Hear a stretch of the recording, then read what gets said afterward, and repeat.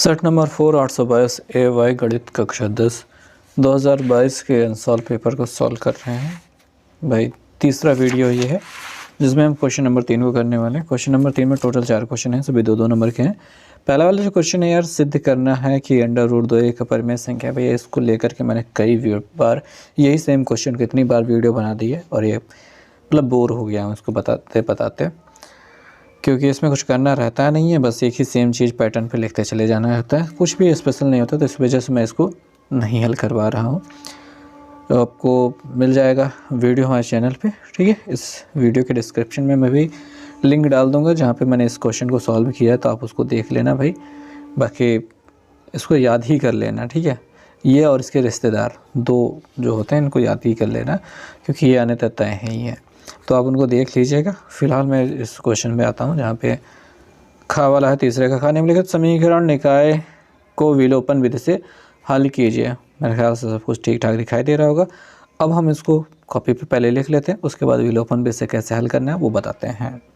तो यार देखो, यहाँ पे मैं थोड़ा सा दिखा देता हूँ कि बराबर मैं छोटा बनाना चाहता था, पर समीकरण बनाने के चक्कर में इसको लंबा बना दिया, तो गलती हो गई थोड़ी सी। बट छोटा ही बनाना आप, जैसा ही बना हुआ है। अभी क्या करते हैं, थोड़ा देखते हैं भाई क्या करते हैं कि यार इसको विलोपन विधि करना है, तो एक तो कर सकते हो आप x को बराबर कर सकते हो, ठीक है। दूसरा कर सकते हो आप इस y वाले पार्ट को बराबर कर सकते हो।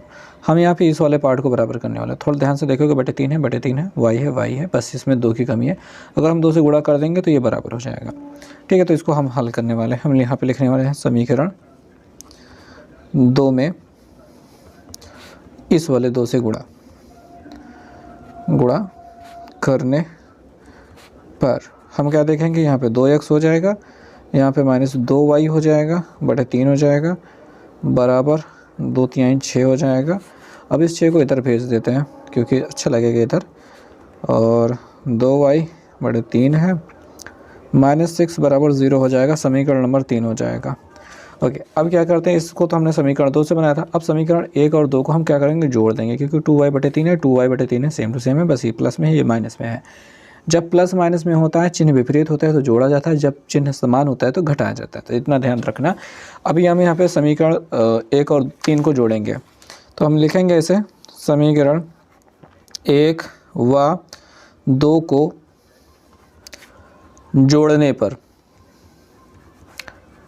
तो क्या दिखाई देगा, x बटे 2 है प्लस 2y बटे 3 है, बराबर +1 है, उसके बाद बराबर 0 है।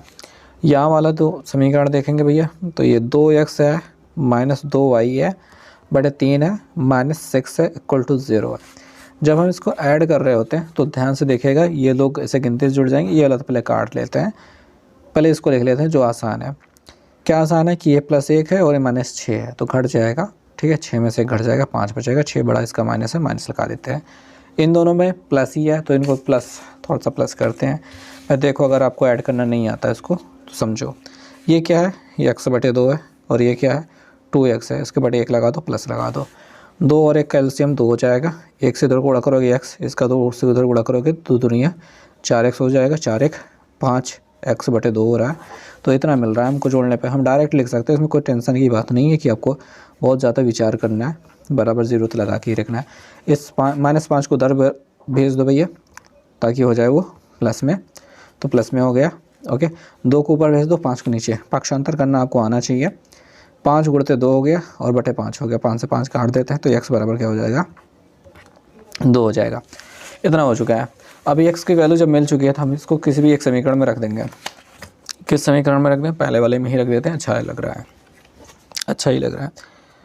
तो x का मान समीकरण 1 में रखने पर तो क्या चल रहा है, रखने पर क्या लग रहा है क्या होगा, तो x है, x की जगह पे हमने 2 रख दिया। 2 हमने यहाँ पे निकाला था ना, ये वाला 2। ओके, 2 बटे 2 है, प्लस 2y है, और 3 है, +1 है, बराबर 0 है। तो अभी क्या करेंगे कि 2 से 2 कट जाएगा, 1 बच जाएगा, और ये 1 और 1 जोड़ करके 2 हो जाएगा। तो 2y बटे 3 है, 1 जोड़ करके हम 2 लिखते हैं, बराबर 0। 2 को उधर भेजते हैं, माइनस में हो जाएगा। तो 2y बटे 3 बराबर हो जाएगा -2, 2 3 ऊपर जाएगा 2 नीचे आएगा। देन y बराबर हो जाएगा -2 × 3 बटे 2, 2 से 2 कट जाएगा 1 बच जाएगा। y बराबर क्या दिखाई दे रहा है -3 दिखाई दे रहा है। ओके, तो this is your answer. I hope समझ में आ गया होगा कैसे करना है इसको। नेक्स्ट क्वेश्चन पे हम चलते हैं। सो दोस्तों नेक्स्ट क्वेश्चन पे पढ़ने से पहले लाइक वाइक कर दो, लाइक सब्सक्राइब और एक प्यारा सा कमेंट कर दिया करो, अच्छा लगता है। ठीक है, तो क्वेश्चन देखते हैं क्या दिखाई दे रहा है।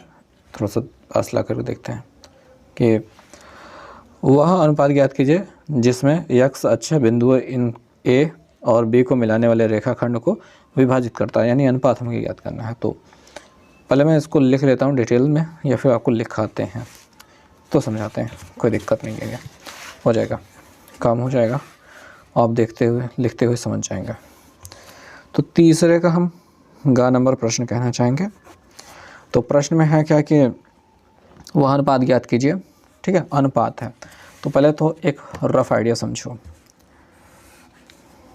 रफ आइडिया आपको समझना होगा, क्योंकि जैसा मैं आपको समझा रहा हूँ ये मैं खुद भी समझता हूँ थोड़ा सा, उसके बाद ही समझा पाता हूँ कि एग्जैक्टली हो क्या रहा है, नहीं तो आप क्या होगा मतलब थोड़ी सी गलती हो जाएगी। तो ये हो गया अपना -4, -3 इधर आएंगे, -3 यहाँ पे, ये -4, -3 होगा।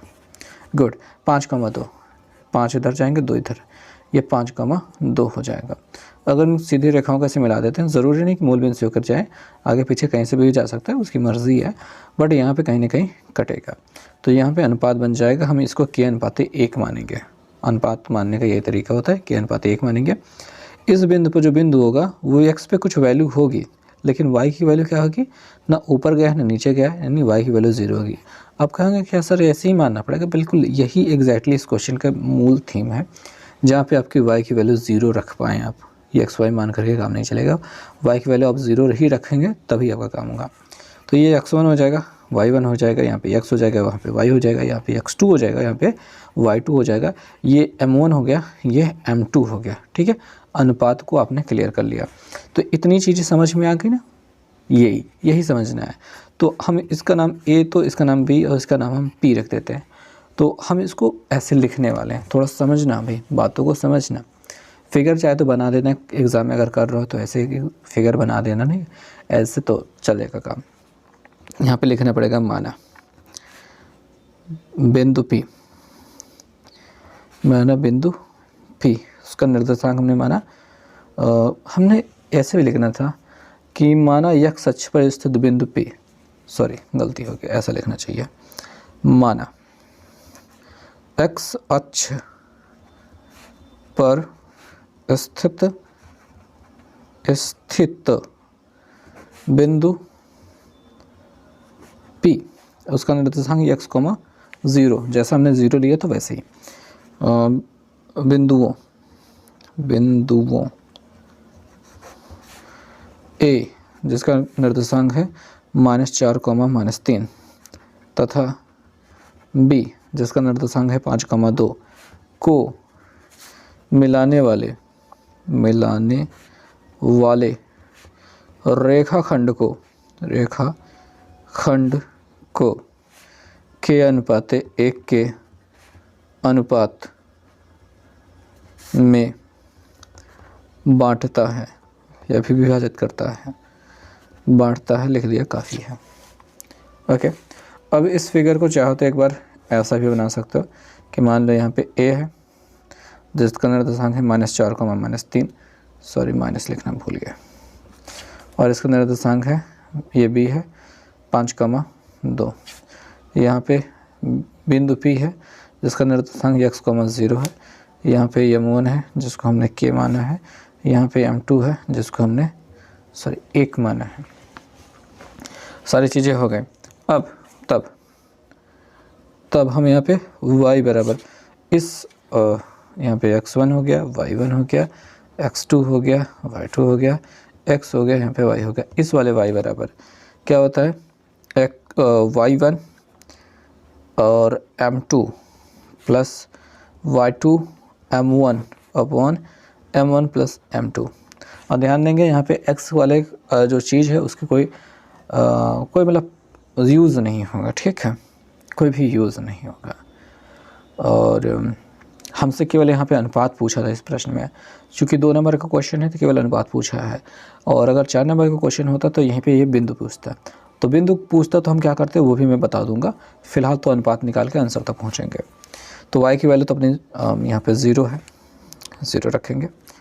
y1 जो है वो -3 है, गुणते m2 जो है वो 1 है, प्लस y2 जो है वो 5 है, और गुणते y1 जो है m1 जो है वो k है। इसके बटे k + 1 हो जाएगा, k + 1। इसका इधर गुणा कर देंगे 0 हो जाएगा। 3 × 3 प्लस 5k हो रहा है। ओके, तो 3 को इधर भेज देंगे, प्लस में हो जाएगा। तो 5 के बराबर 3 हो जाएगा, के बराबर कहेंगे 3/5 हो गया। अतः अभीष्ट अनुपात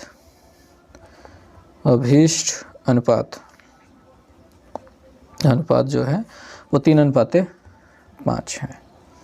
तो ये आपका आंसर हो जाएगा। और अगर आपसे इस x वाले बिंदु के बारे में पूछता तो हम यहाँ पे y वाला निकालने के बाद अब हम यहाँ पे x वाला लेते हैं, और x बराबर x1 m2 plus x2 m1 बटे m1 प्लस m2 करते हैं। x की वैल्यू मतलब x को x ही रहने देते हैं, और यहाँ पे जो x1 है वो x1 की जगह पे अपना -4 और -4 गुणते m2 जो है अपना 1 है, प्लस x2 5 है, और गुणते और यहाँ पे थोड़ा सा 3:5 हो गया ना, तो हम यहाँ पे तब 3:5 लेते हैं, तब के अनुपाती 1 लेने की आवश्यकता नहीं रहती। तो हमको यहाँ पे 5 यहाँ पे रखना होता है, यहाँ पे 3 होगा, क्योंकि यहाँ पे 5 फिर 3। ओके, तो 5 3 बटे और यहाँ पे 5 + 3 हो जाता। तो यहाँ पे 5 चौके 20 -20 हो रहा है, 5 दिए 15 यहाँ पे -15 हो रहा है, ये 5 3 8 हो रहा है, 15 में से 20 में से 15 घट गया, -5/8 हो रहा है। तो ये उस बिंदु का निर्देशांक होता रहता है जहाँ पे ये बिंदु मतलब प्रतिच्छेद करता है। ये वाले बिंदु का निर्देशांक निकालने का हम प्रयास करते हैं। x की वैल्यू -5/8 होती है और y की वैल्यू 0 रहती है। तो -5/8, 0 इस बिंदु के निर्देशांक हो जाते हैं, अर्थात हम कह सकते हैं कि ये इधर की ओर कहीं पे काट रहा होगा। तो ये सारी चीज़ें थी। आई थिंक आपको समझ में आ गया होगा जो हम बताना चाह रहे हैं। अब नेक्स्ट क्वेश्चन पे हम चल सकते हैं। तो यार देखो, अगला जो क्वेश्चन काफ़ी भारी भरकम है, ठीक ठाक है।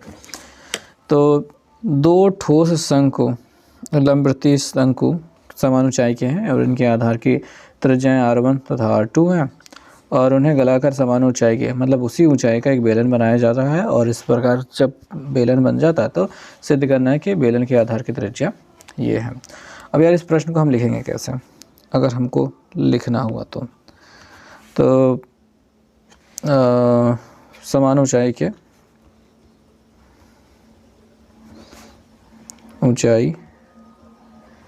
के शंकुओं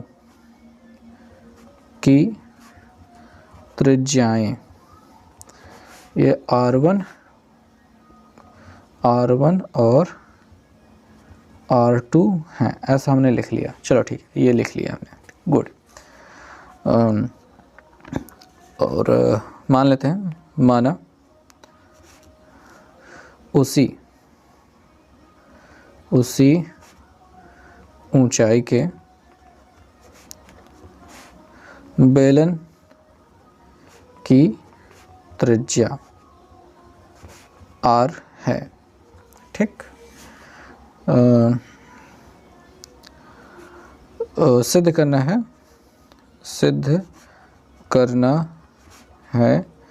क्या सिद्ध करना है भैया? अगर सिद्ध करने वाली बात पे आना चाहें तो हम कह सकते हैं r बराबर हमको सिद्ध करना है अंडर रूट के अंदर r1² प्लस r2² बटे 3। ग्रेट। तो हम यहाँ पे इस बात को लेकर चलेंगे। यदि शंकुओं को पिघला